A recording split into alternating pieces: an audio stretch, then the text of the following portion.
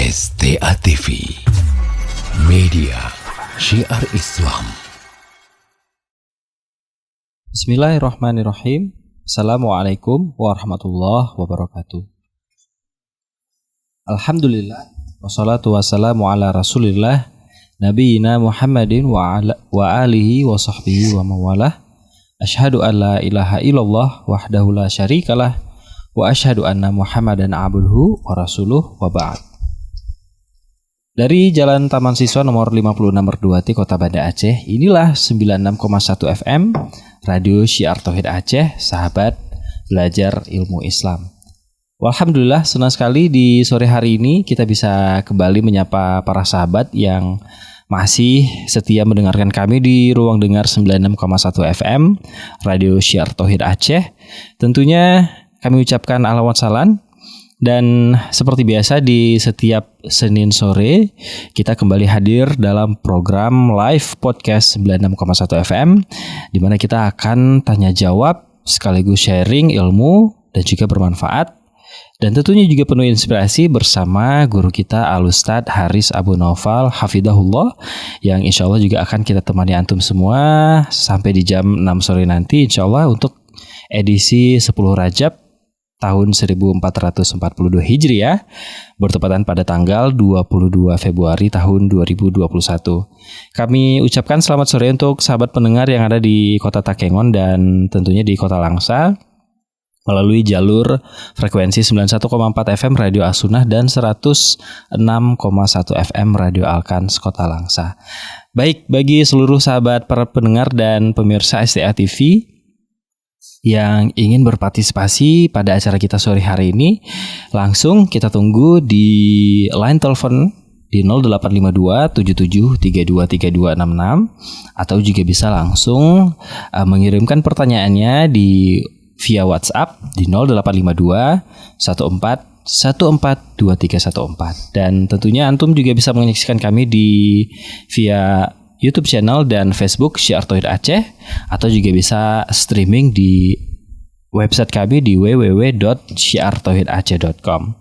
Hari ini kita masuk di kajian podcast pada sore hari ini yang kita akan bahas masalah fenomena yang sedang terjadi untuk sekarang ini ya, tentang paranormal. Nah, hari ini kita mengangkat satu tema menarik yang berjudul Paranormal bikin hidupmu abnormal. Nah, insya Allah kita akan tanya jawab bersama guru kita. Sudah hadir Al-Ustadz Haris Abu Naufal Hafidahullah. Assalamualaikum Ustadz. Waalaikumsalam warahmatullahi wabarakatuh. Ustadz, ini banyak sekali requestan dari sahabat pendengar yang merujuk kepada permasalahan tentang paranormal ini Ustadz. Nah, pekan ini warga kita ya di Indonesia terutama itu dihebohkan dengan satu informasi tentang berita asosiasi dukun nih Ustadz. Nah, justru karena itu kita pengen ngangkat satu tema tentang paranormal bikin hidupmu abnormal.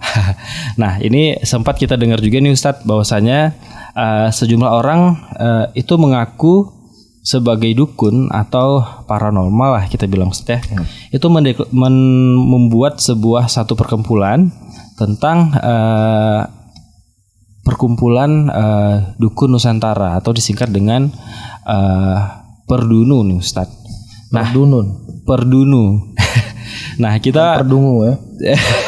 Kita pengen tanya nih sama Ustadz, bagaimana tanggapan kita Ustadz selaku penuntut ilmu melihat fenomena ini? Karena berita ini ya pasti menimbulkan banyak kontroversi pastinya Ustadz ya, karena mayoritas kita di Indonesia memang sebagai muslim ketika mendengar berita-berita yang kontroversi seperti ini pasti bertolak belakang Ustadz, apalagi yang notabene-nya kita muslim semua. Nah, pasti kalau udah muncul berita seperti ini kayak seperti kode panggilan untuk memanggil para dukun-dukun lainnya yang ada di Indonesia untuk bergabung dalam komunitas ini. Nah, pertanyaannya apakah ada dalil dari hadis tentang mereka yang bergerak di bidang perdukunan, apakah itu perkara yang dianggap biasa atau ini perkara yang memang dilarang oleh Allah Subhanahu wa taala? Baik. Bismillahirrahmanirrahim. Alhamdulillah hamdan katsira thayyiban mubarakan fih mubarakan alaih kama yuhibbu rabbuna wa yarda. Wa usalli wa usallim ala nabiyina al-karim Muhammadin wa ala alihi wa ashabihi wa man tabi'ahum bi ihsanin ila yaumiddin. Saudara-saudaraku kaum muslimin dan kaum muslimat, sahabat pendengar Radio Syiar Tauhid Aceh 96,1 FM yang ada di Kota Banda Aceh, dan juga sahabat yang ada di Langsa dan di Takengon. Alhamdulillah, pada sore hari ini kita kembali bisa menyapa para sahabat semuanya, ya tentunya dalam sebuah kajian yang mudah-mudahan bermanfaat untuk kita semuanya, untuk menjaga akidah, menjaga iman kita, dan menjaga keistiqomahan kita sampai kita bertemu dengan Allah Subhanahu wa Ta'ala.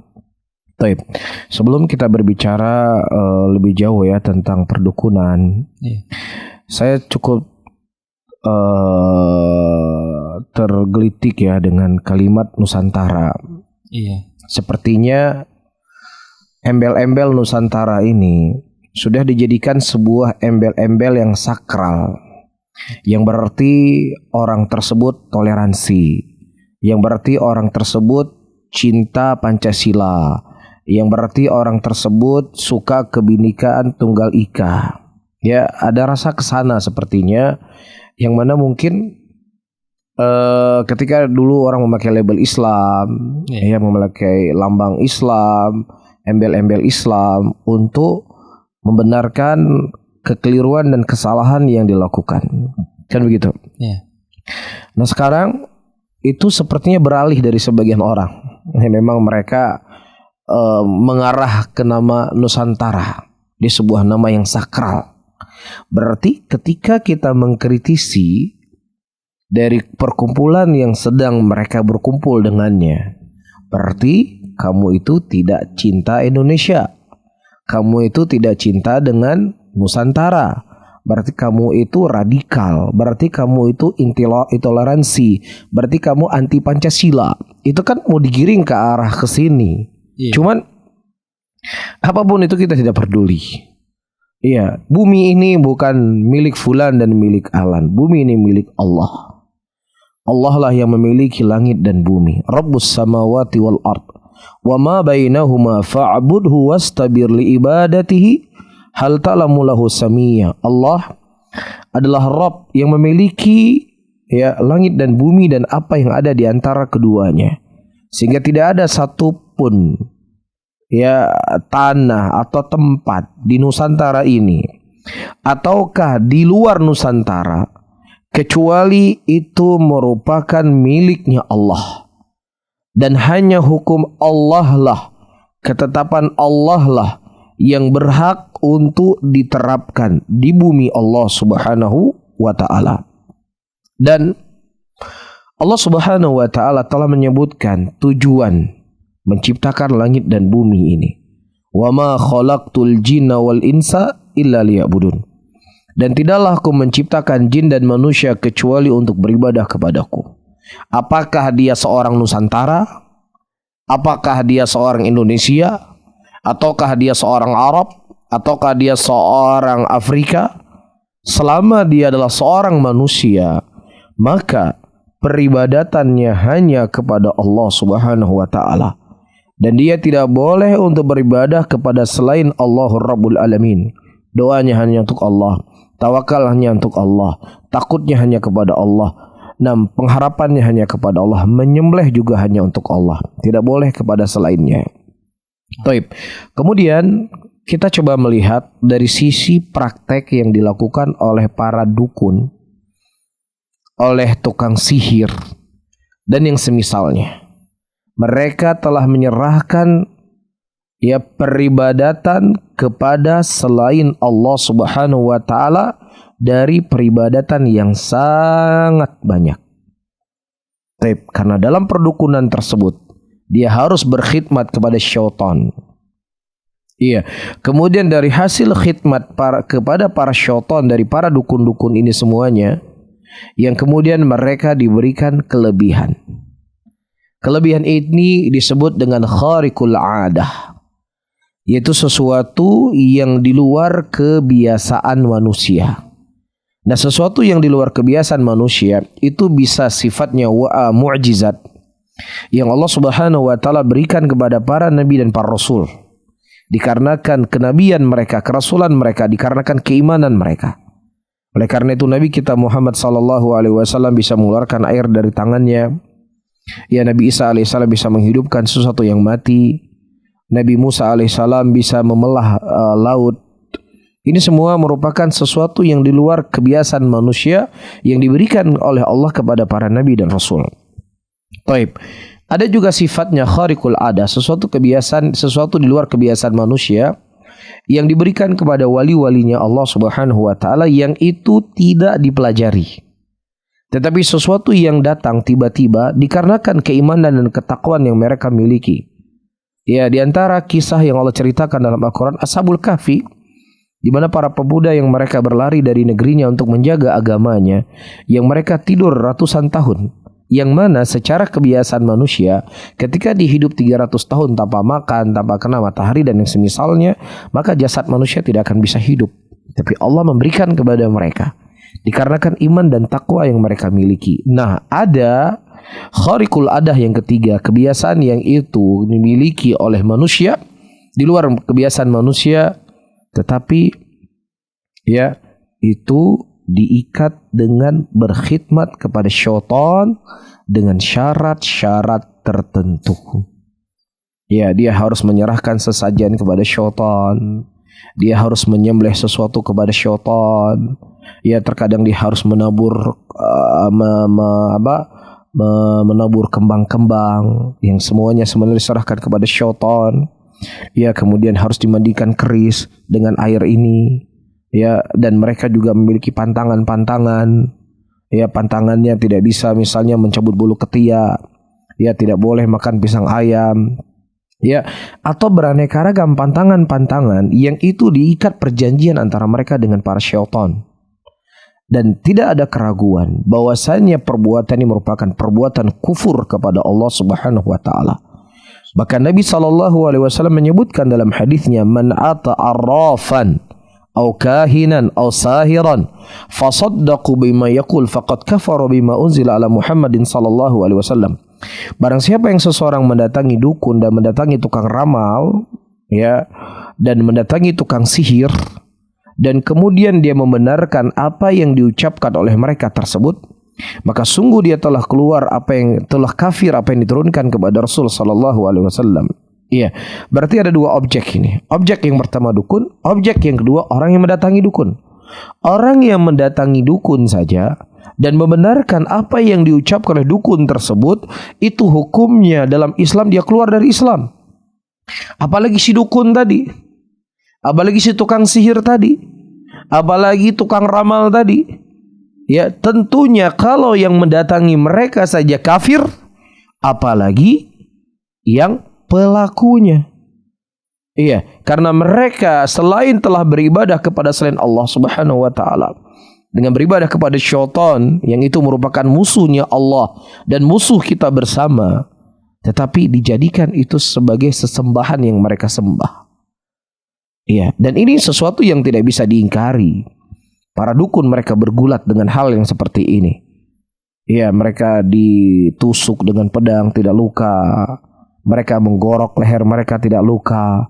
Ini sesuatu yang dipertontonkan di tengah-tengah muslimin yang seakan-akan ini merupakan sebuah keajaiban dan kelebihan yang Allah berikan kepada mereka. Ini semua adalah permainan-permainan syaitaniyah.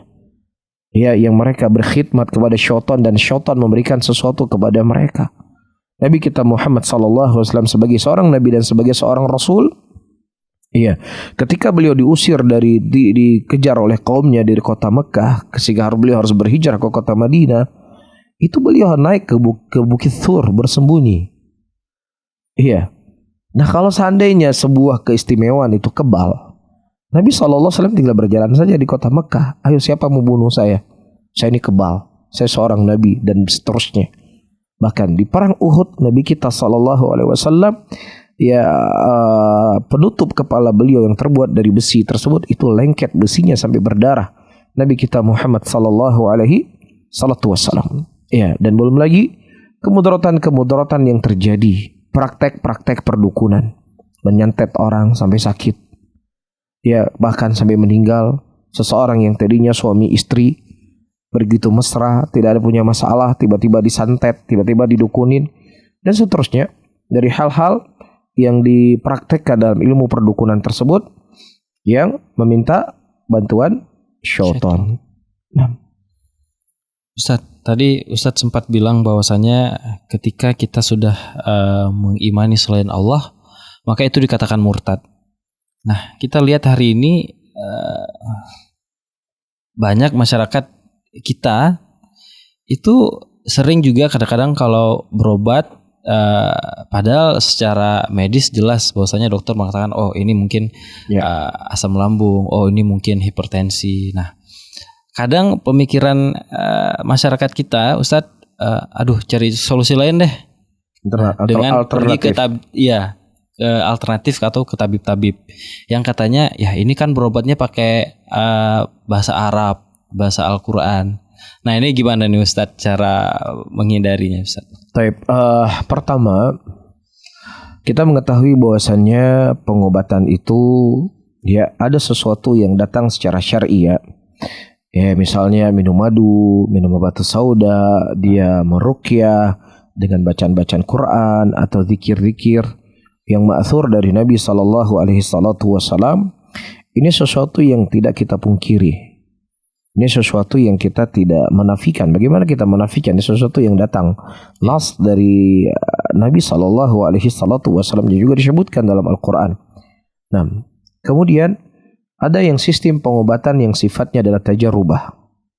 Sifatnya adalah sebuah penelitian ya dengan tim medis, dokter atau orang yang berkecimpung di dalam permasalahan ini, yang mana ketika seseorang memiliki penyakit A, nah penyakit A ini bisa terobati ya dengan obat dengan kandungan ini dan ini dan ini dan ini. Apakah dia sifatnya obat medis ataukah sifatnya adalah bentuknya dedaunan? Ya misalnya dulu kita di Aceh atau mungkin juga di tempat yang lainnya, orang yang punya sakit lambung dia minum daun pacar ya dicampur dengan kunyit muda, obat herbal lah, obat herbal ya, atau hal yang seperti itu. Ini tidak ada masalah karena memang itu memberikan pengaruh pada tubuh seseorang dengan sebab obat tadi. Nah, ada sistem pengobatan yang sistem pengobatannya tidak ada, pertama tidak datang dari Al-Quran dan Sunnah, dan juga tidak datang sesuatu yang sifatnya tajarubah. Seseorang yang sakit, ya sakit A misalnya, ya sakit di perutnya, nanti pengobatannya, oh kamu harus beli ayam yang berwarna hitam, ya. Nanti kamu menyembelih ayam tersebut, yang kemudian darahnya itu ditabur di sekitar tempat ini, dan tempat ini. Ya, ini jelas. Ya, sistem pengobatan yang seperti ini merupakan sistem yang hakikatnya dia sedang menyerahkan, mengeluarkan darah tadi kepada syaitan, kepada iblis, agar syaitan dan iblis tadi memberikan pengaruh ya dari penyakit yang diderita. Orang tiba-tiba lumpuh, nggak ada bisa apa-apa, bisa lari main bola. Iya. Ini sesuatu yang patut untuk dicurigai. Dan memang di awal mereka akan disuruh sholat, disuruh berwudu, disuruh baca-baca, disuruh puasa. Ya, ini sebenarnya untuk mengkecoh, menipu awam muslimin. Hai, you baca Quran, you apa? Ya saya disuruh ini, disuruh itu. Nah, kalau kita terus kita tanya mana you syarat bacut. Dia ada memberikan syarat sedikit bacut mentang. Man you mano nyan iya bungong, nyan harus 7 warna. Nyan balik yang kali mano nyan iya nyan segala maghrib ta co iya nyan ta siram sampai rumah yo. Embel-embelnya, ujung-ujungnya, buntutnya ke sana. Ya, dan jelas ini merupakan praktek-praktek perdukunan. Ya, apalagi terkadang ini orang, masya Allah keramat ini orang. Kok bisa? Saya belum kenal sama dia. Saya belum sebut nama saya, apapun belum. Tiba-tiba ditanya nama kamu Fulan, bapak kamu si Fulan, kakek kamu si Fulan. bapak kamu tinggal di sana, kakek kamu tinggal di sini, bapak kamu meninggal tahun sekian. Ini dan ini dan ini dan ini. Masya Allah, luar biasa ini orang. Bisa tahu semua. Bisa tahu semua. Berarti ini memang orang sakti. Ini memang orang pinter. Ini orang yang memang pantas untuk saya berobat dengannya. Sehingga kecondongan hatinya akan terus tertarik kepada orang tadi. Akhirnya yang tadinya syarat-syaratnya kecil, syarat kecil, terus dibesar dan seterusnya. Ya, dan terkadang itu saya sebutkan tadi. Dia harus membeli seekor ayam yang harganya puluhan juta rupiah. Hanya ayam 20 juta rupiah dibeli ayam tadi atau apalah pun namanya dengan harga yang mahal karena sudah ada kecondongan hati tadi. Rasulullah SAW di antara sunnahnya beliau ketika beliau bertemu dengan seseorang yang beliau tanya, siapa namamu? Itu ditanya oleh Rasulullah, siapa namamu? Ya, Nabi SAW sebagai seorang Nabi, sebagai seorang Rasul yang beliau diturunkan wahyu dan terkadang beliau tidak mengetahui perkara gaib kecuali apa? Setelah dikhabarkan oleh Allah Subhanahu wa taala. Nah, dukun tadi dari mana dia tahu perkara-perkara gaib tadi? Betul misalnya. Ya, nah syaitan itu mereka dia memiliki anggota, memiliki apa istilahnya tentara-tentaranya syaitan. Ya memang syaitan itu mencari informasi berita-berita. Kemudian diberitahu kepada kepada dukun tadi. Dan syaitan tidak akan memberikan berkhidmat kepada dukun tadi, sampai dukun itu juga harus berkhidmat kepada syaitan. Sehingga pasien yang datang kepada dukun tersebut harus ikut terlibat untuk apa? Berkhidmat kepada syaitan tadi dengan syarat-syarat yang saya sebutkan tadi. Dengan hal-hal yang terjadi. Allah alam shawab. Ya, ini bisa kita bilang sudah menjamur ya Ustadz ya, bahkan kepercayaan-kepercayaan ini yang kadang mereka rela menjual agamanya bisa dibilang Ustadz ya, hanya demi mengabdi kepada hal-hal yang jauh dari ajaran Islam. Nah, kita pengen tanya-tanya lagi nih Ustadz, berbicara tentang kedustaan setan. Nah, tentunya kita sebagai umat manusia harus mengetahui apa-apa aja dan bagaimana upaya setan dalam memberikan kedustaan tipu dayanya kepada kita.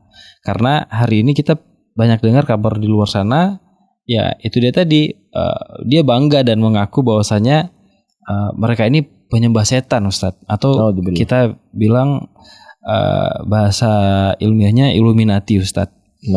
Agar terlihat hebat di depan banyak orang. Apa yang harus kita hindari dari masalah ini Ustaz?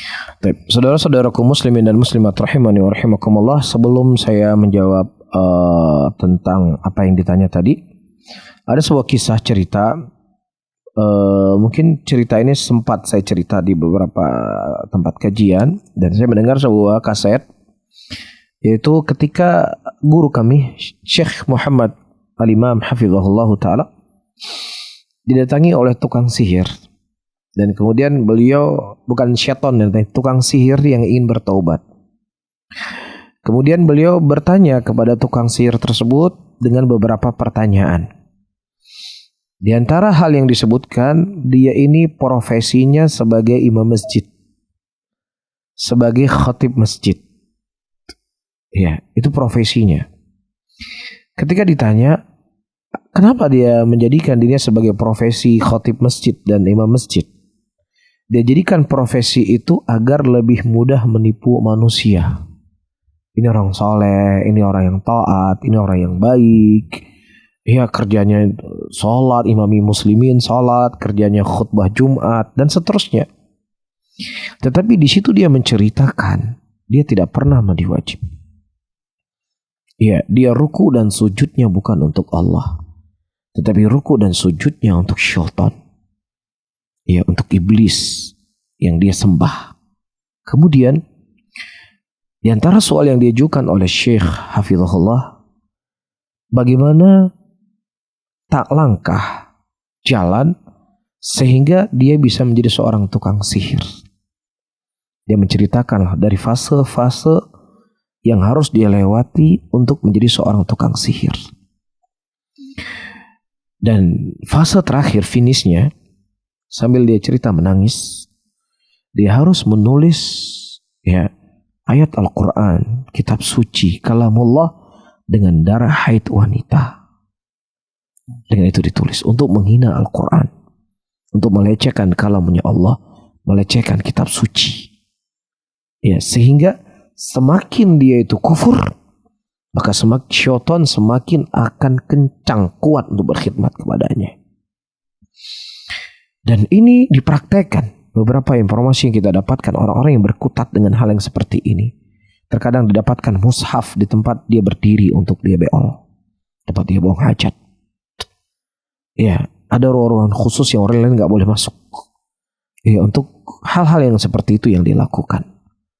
Ya, sehingga ya ini sesuatu yang tidak bisa dipungkiri oleh mereka. Jadi oleh karena itu, wahai muslimin, jangan terkecoh. Jangan terkecoh penampilan seseorang.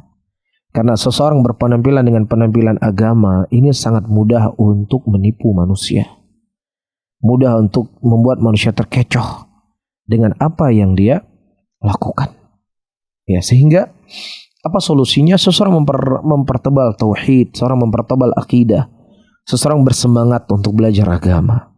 Sehingga dengan agama yang dia pelajari, dia bisa faham mana yang hak dan mana yang batil. Dia bisa faham mana yang sesat dan mana yang itu adalah hidayah itu sendiri. Itu hal yang perlu untuk kita waspadai. Kemudian, hal yang ditanyakan, bangga seseorang ketika menyembah syaitan. Di mana logika seorang manusia? Syaitan adalah makhluk yang Allah sebutkan di dalam ayatnya, wala tattabi'u khutuwatis syaitan fa innahu lakum aduwwum mubin. Jangan kau mengikuti langkah-langkahnya syaitan. Sesungguhnya dia merupakan musuh yang nyata buat dirimu. Jelas Allah sebutkan tentang kondisi dan keadaan syaitan itu. Taib. Dan syaitan itu ya dilaqabi dengan ar-rajim, yang terusir, yang terkutuk, yang terlaknat. Dan dia akan menjadi penghuni nerakanya Allah Subhanahu wa taala. Dan segala bentuk kejelekan yang ada di muka bumi ini, kecuali di situ syaitan berada di garda yang paling terdepan. Hidayahlah sesuatu yang sangat mahal. Nah, keyakinan akidah adalah sesuatu yang sangat berharga. Sehingga sesuatu yang mahal ini tidak Allah berikan kepada siapapun kecuali siapa yang Allah Subhanahu wa taala kehendaki. Bagaimana seseorang menjerumuskan dirinya dari sesuatu yang itu hakikatnya adalah sebuah kemerdekaan, sebuah penghargaan, menjadi seorang hamba Allah, beribadah kepada Allah, kemudian dia menjerumuskan dirinya ke dalam kebinasaan, kehinaan, menyembah syaitan dari makhluk Allah Subhanahu wa taala yang paling hina. Itulah yang saya sebutkan tadi. Hidayah itu sesuatu yang sangat mahal. Ya, yang harus kita menjaganya. Nah, mudah-mudahan kita terjauh dari sifat-sifat dan orang-orang yang berdusta atas nama Allah, Ustaz ya. Amin. Ustaz, ini ada beberapa pertanyaan yang juga sudah masuk dari WhatsApp. Kita bacakan aja, Ustaz ya. Dari Cut Khalida di Birun. Bismillah, Assalamualaikum warahmatullahi wabarakatuh. Waalaikumsalam warahmatullahi wabarakatuh. Ustaz, perlukah seseorang diruqyah apabila ketika kecil kalau sakit sering dibawa ke tukang sembur atau dukun oleh orang tuanya? Syukran wa jazakallahu khairan. Baik, saudara-saudaraku muslimin dan muslimat rahimani wa rahimakumullah, sebelum saya menjawab,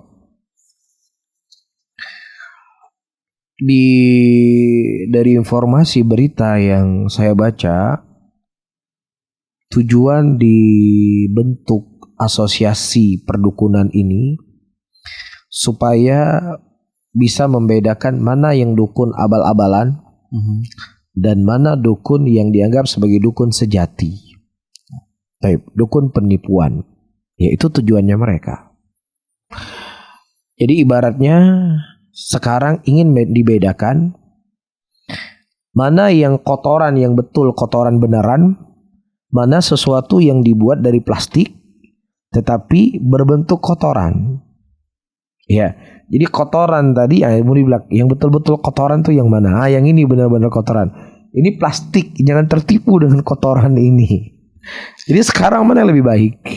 Kotoran yang terbuat dari plastik atau kotoran yang benar-benar kotoran ketika kita pegang memang nyobe. Kalau pegang ini bukan ini plastik tapi dibuat seperti kotoran. Jadi mana yang lebih baik? Jelas, yang lebih baik adalah kotoran yang pura-pura kotoran. Jadi dukun abal-abalan itu lebih baik daripada dukun yang beneran. Al-Imam Syafi'i rahimahullah, ketika beliau membahas tentang perdukunan, sihir atau yang semisalnya, apakah itu semua orang yang berkutat dengan sihir itu adalah kufur? Al-Imam Syafi'i mengatakan siflana, sifatkan kepada kami bagaimana bentuk perdukunannya. Kalau seandainya perdukunannya benar-benar dukun yang berkhidmat kepada syaitan dan memang punya kesaktian, bisa ini, bisa ini, bisa itu dan lain seterusnya, maka itu dikafirkan oleh Imam Syafi'i. Tetapi ada dukun yang sifatnya abal-abalan, dukun yang sifatnya menipu orang. Oh, saya ini orang sakti nih ya, tapi dia nggak berkhidmat sama syaitan, dia nggak berkhidmat sama iblis, dia nggak punya ritual-ritual apa-apa, tapi dia untuk menipu manusia. Oh ini begini, oh ini begini. Dia baca jampi-jampi, yang jampi-jampi itu rekayasa yang bentuknya sifatnya bukan ibadah dia kepada syaitan, enggak, tapi cuma nipu-nipu orang. Oh ini ada jampi-jampinya nih. Maka Imam Syafi'i mengatakan itu tidak dikafirkan, tapi hukumnya haram. Karena apa? Karena dia tidak berkhidmat kepada syaitan tadi. Jadi sekarang hal yang mereka buat itulah, ia ingin memproklamirkan yang benar-benar para dukun, para syaitan yang kufur, yang keluar dari Islam. Iya, dan yang anehnya, ya ini dilegalkan. Ini dilegalkan. Ini sebuah perkara yang sangat-sangat aneh. Iya, nah kalau seandainya hal ini dibiarkan, kita tidak tahu apa yang akan terjadi di negeri ini. Iya, di zaman para salaf terdahulu, para dukun itu disembelih, dibunuh oleh pemimpin muslimin, oleh para sahabat waktu itu. Arab Saudi juga hari ini demikian. Ya, Arab Saudi yang mereka menjalankan syariat Islam di negeri mereka, itu para dukun itu di sana hukumnya pancung. Ya, hukumnya dibunuh. Karena pertama dia telah tidak kepada haknya Allah. Dia telah melampaui batas, telah lancang kepada haknya Allah. Iya, yang mana kelancangan seseorang kepada Allah jauh lebih parah daripada lancang dia kepada seorang presiden. Iya, ini hal yang perlu difahami. Ini hal yang perlu dimengerti. Yang kedua, perdukunan itu memberi kerusakan ke masyarakat. Iya, seorang suami dan istri yang sudah nikah dengan syar'i, yang mereka bahagia disantet supaya dia pecah. Disantet supaya dia bercerai, disantet supaya suaminya, istri tersebut bisa bercerai dengan suaminya. Bukankah ini kezaliman? Nusantara apa yang mau dibawa? Pancasila apa yang mau dibawa? Kalau kita lari ke Pancasila, ya seharusnya juga bertentangan dengan nilai Pancasila. Iya. Kan seperti itu. Ini perdukunan, nggak ada perdukunan yang dibawa. Gimana ya supaya menjadi orang lebih taat salat? Perdukunan berkutat pada hal yang seperti ini. Ya, dan jiwa manusia seperti kata Allah, Inna nafsa la'amaratun bisu'i lamma rahima rabbi. Sesungguhnya jiwa manusia itu condong kepada kejelekan, kecuali siapa yang dirahmati oleh Allah Subhanahu wa taala. Dari sekian praktek perdukunan yang tersebar di masyarakat, kalau mau dihitung berapa orang sih yang berhasil dari perdukunan tersebut, hanya segelintir orang. Sementara yang ditipu, yang semakin parah dan sebagainya itu jauh lebih banyak, jauh lebih dahsyat kerusakan yang terjadi. Akan tetapi itulah hati manusia. Yang jutaan tadi dilupakan, yang 2-3 kasus kemudian dia berhasil, itulah yang selalu diupload, yang selalu disebarkan, yang selalu dijadikan sebagai acuan. Walaupun keberhasilan mereka dengan sistem perdukunan tadi bukan berarti ya apa yang dilakukan itu menjadi benar. Allah menyebutkan ayat dalam Al-Quran yang mana artinya yaitu para dukun yatamatta'un, para syaitan juga yatamatta'un. Syaitan menikmati peribadatan yang dibuat oleh para dukun dan pengekor dukun tadi untuk dirinya, dan dukun juga yatamatta'un, mereka juga yatamatta', menikmati dari kelebihan-kelebihan yang diberikan oleh dukun tadi kepadanya. Taib dan seterusnya. Wallahu a'lam bishawab. Nah, obrolan kita masih terus bakal kita lanjutkan dan sepertinya soalnya belum saya jawab. Oh iya, Baik. Adapun bacaan ruqyah, dia silakan meruqyah. Ya, ruqyah adalah sesuatu dengan ruqyah yang syar'i, dia bacakan Quran atau dia sendiri yang baca Quran atau dia menjaga dirinya, ya, menjaga zikir pagi dan petang, dia mengikat dirinya dengan takwa, dia mempelajari tauhidullah, tauhid kepada Allah, dia membaca bismillahilladzi la yadurru ma'asmi syai'un fil ardi wala fis sama'i was samiul alim 3 kali di waktu pagi, 3 kali di waktu sore. Dia istiqomahkan membaca doa-doa seperti ini. A'udzu bikalimatillahi tammah min syarri ma khalaq. Ya, maka siapa yang membaca doa ini maka dijauhi dari segala gangguan-gangguan makhluk Allah Subhanahu wa taala kepadanya. Ketika dia masuk ke rumah dia membaca bismillah. Ya, ketika dia makan dia baca bismillah agar tidak ada ruang untuk syaitan ya mabit bersamanya, tidur bersamanya dan makan bersamanya. Ketika dia tidak menyebutkan bismillah ketika dia masuk ke dalam rumahnya. Jadi selain dia membacakan Al-Qur'an, berzikir, kemudian dia melakukan hal yang saya sebutkan tadi, apa yang teriwayatkan dari Nabi kita Muhammad sallallahu alaihi wasallam. Tamam. Di balik penanya tadi, kita juga masih terus menunggu beberapa pertanyaan dan antum semua bisa dapat mengirimkan pertanyaannya di 0852 1414 2314 untuk via WhatsApp atau juga SMS, atau juga boleh bergabung bersama kami di 0852 7732 3266 untuk via telepon. Ustadz, Ana mau bertanya lagi, mungkin ini ada beberapa kumpulan yang sudah kita rangkum dari sahabat-sahabat pendengar semua. Kita bacakan satu persatu. Bismillah, Ustadz, apa ada proses ruqyah yang diajarkan Nabi kita Shallallahu Alaihi Wasallam? Taib Allah alam bisawab. Proses harus ini dan itu, wallahu alam, saya nggak tahu. Taib. Namun yang paling terpenting, jadi bacakan Al-Quran kepada orang yang, jadi orang itu ada yang sifatnya mamsus itu kerasukan jin, bisa saja yang sifatnya itu disihir. Ya, nah biasanya kalau orang yang mamsus kadang-kadang jin-jin iseng, ya, atau dia sedang lalai, atau dia sedang terlalu bahagia, atau terkadang dia terlalu sedih, terkadang bisa kerasukan jin. Dan ini biasanya lebih mudah untuk dijauhi, mudah untuk dilepaskan jin yang masuk ke dalam tubuhnya. Yang kedua adalah mashur, orang yang disihir. Orang yang disihir memang adalah pelanggan yang dia mendatangi dukun, yang kemudian dukun tersebut dia meminta sesuatu, rambutnya kayak fotonya atau lain sebagainya, yang kemudian ya para dukun dan tukang sihir ini mereka meminta bantuan kepada Tuhannya, itu syaitannya dia, iblisnya dia itu, untuk memberikan gangguan kepada orang yang disihir tadi. Nah biasanya ada umbul-umbul, ya, ada ikatan-ikatan yang kadang ditanam di depan rumahnya, ditanam di sebuah sumur, atau mungkin disimpan di sebuah tempat, yang itulah sebagai sinyal, ya. Jadi dukun itu mengganggu dia di tempat prakteknya, mungkin ada patung-patung, ada foto-fotonya, di situ diganggu-ganggu. Ya, ikatannya dengan ikatan buhul tadi. Baik, maka cara mengobati orang yang terkena sihir tadi, pertama dicari buhulnya itu di mana.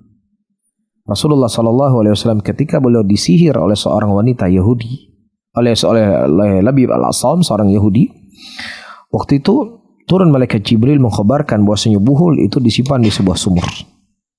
Ya, kemudian dihancurkan. Jadi itu salah satu pengobatan orang yang terkena sihir. Yang kedua dia diruqyah. Taib. Dan orang yang terkena sihir ini biasanya lebih sulit untuk disembuhkan daripada orang yang memang syaitan tadi nggak punya ikatan apa-apa, iseng lah, mungkin bahasa saya iseng.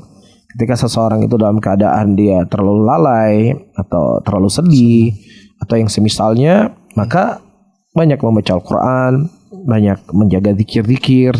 Ya, salah satu juga kata Rasulullah memakan 7 butir kurma ajwa, maka dijauhi daripada sihir dan yang semisalnya. Dan perlu kita ketahui semuanya, ya, syaitan itu sendiri, iblis itu sendiri, dan para dukun itu sendiri sebenarnya dia tidak akan bisa memberikan mudarat kecuali dengan izin Allah Subhanahu wa taala. Jadi, ketika seseorang yang melindunginya dari jin, dari syaitan, bukan dia datang ke dukun, oh ini dukun hitam, saya akan datang ke dukun putih.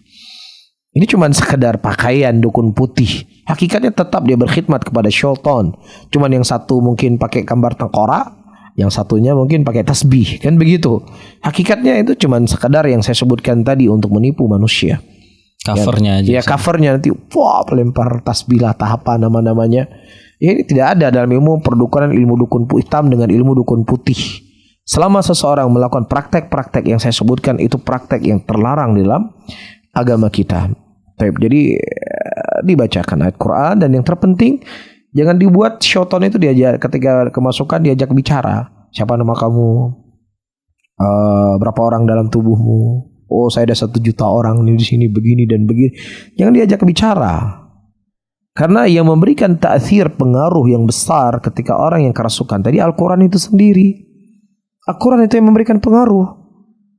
Jadi ketika Anda ajak bicara, memang senang dia. Sehingga membuat dia tidak nyaman karena bukan Al-Quran yang dibacakan. Dan omongan dia semua bohong, pendusta. Para syaitan itu pendusta, jangan didengar. Terus dibacakan Quran, jangan diladani. Apa yang dia munculkan dari suaranya, oh nenek, oh fulan, dan semisalnya. Ya, ini membuang waktu. Ya, dibacakan hanya Quran terus istiqamah. Ya, dan seterusnya, dan sembari dia berdoa kepada Allah Subhanahu wa taala, karena Allah lah yang berkehendak semuanya. Kalau Allah tidak berkehendak, maka itu semua tidak akan terjadi.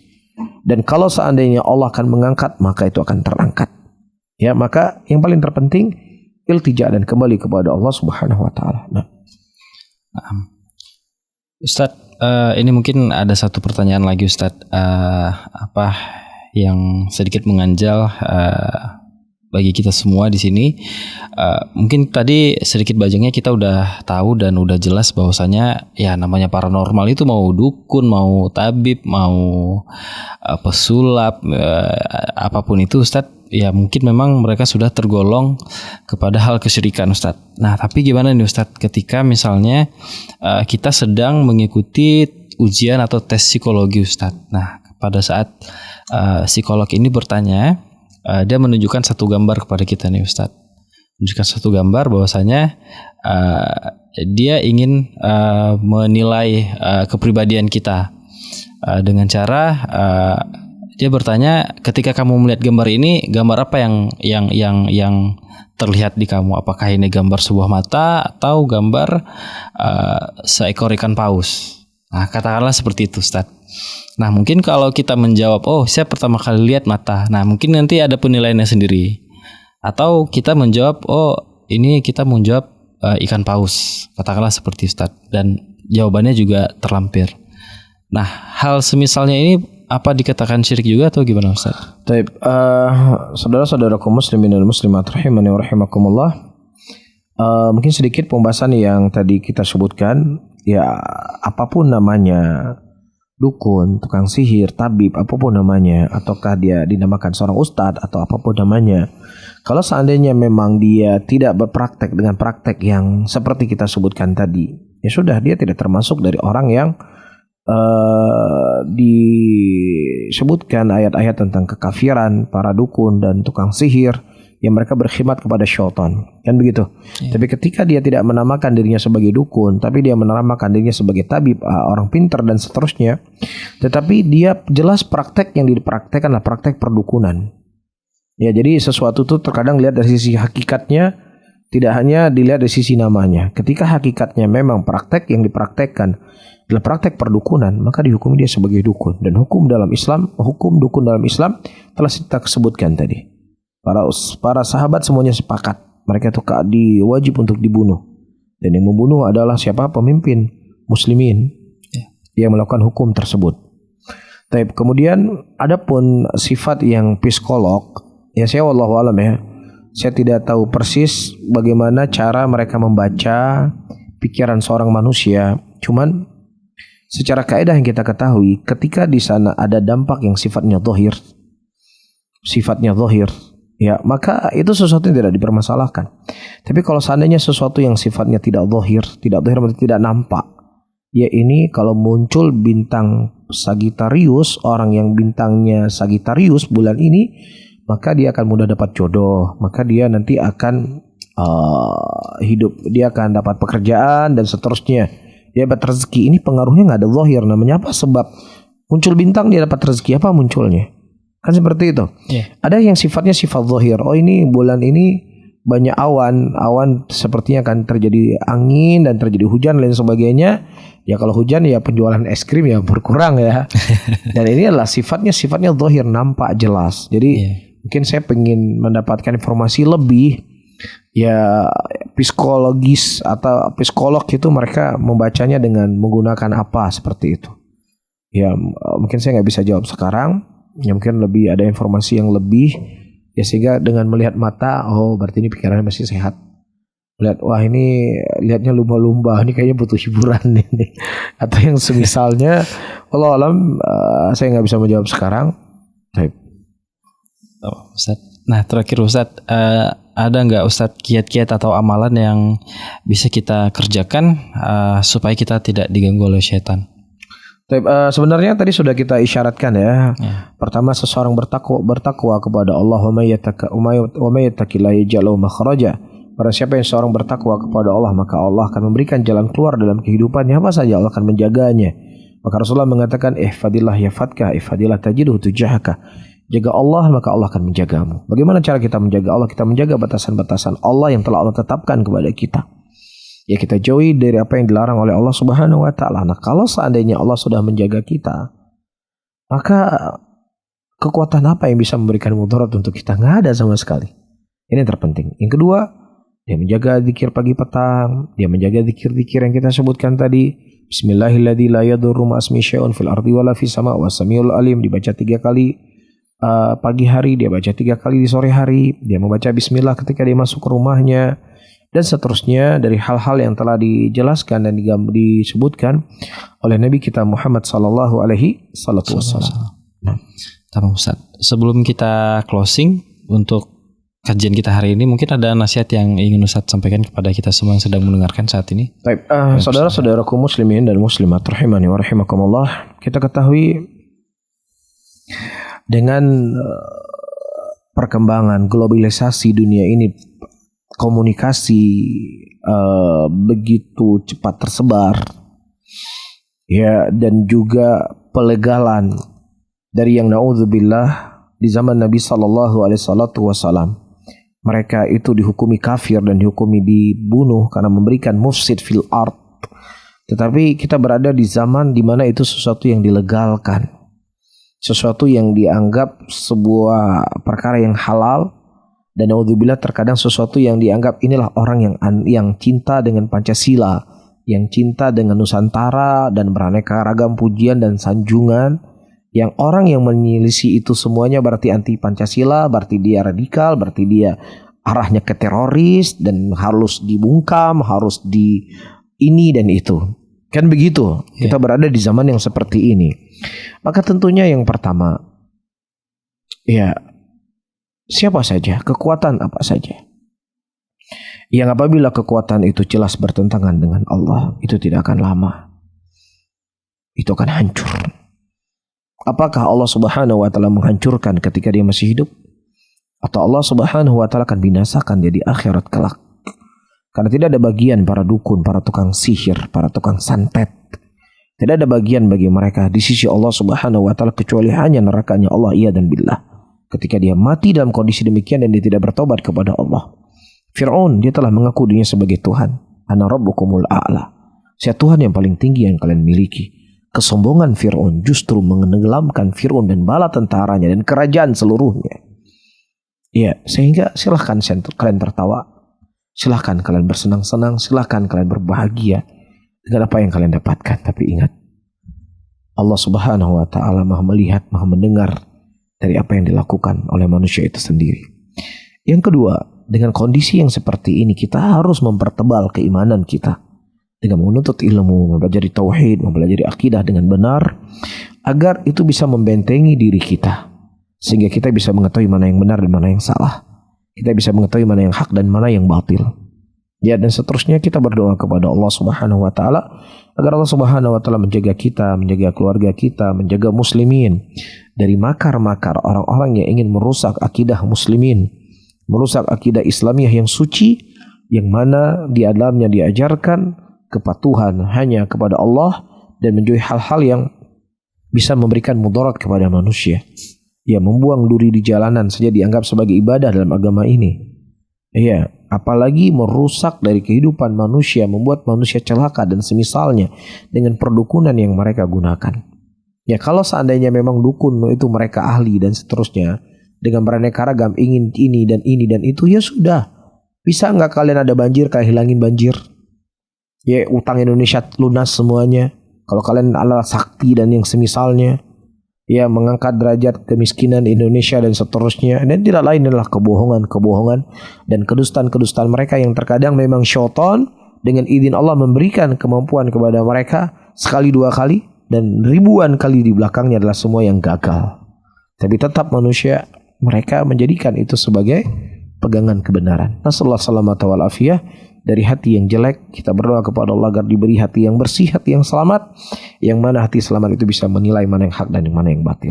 Nah, Allahu a'lam bishawab.